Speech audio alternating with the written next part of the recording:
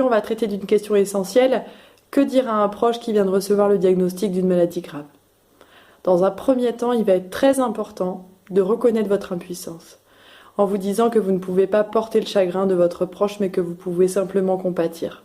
Alors je sais, c'est vrai, c'est plus facile à dire qu'à faire, mais c'est très important. En effet, il n'y a rien à faire de spécial, si ce n'est être à l'écoute. Être à l'écoute des silences aussi, et être présent pour recueillir les émotions et les pleurs s'il y a.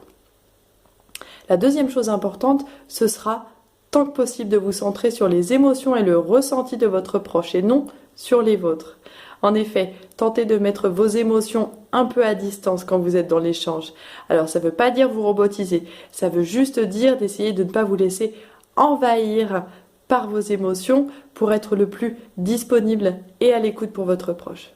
Alors à l'écoute, justement, on arrive au troisième point, sans doute le plus important.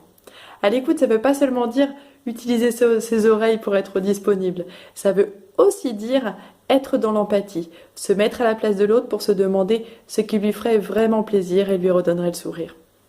SMS, dessin, carte postale, pensée positive, petit colis, j'ai des tas d'idées. Sûrement vous aussi. Et vous avez compris qu'être proche, ça ne veut pas forcément dire géographiquement. Voilà, ça c'est important.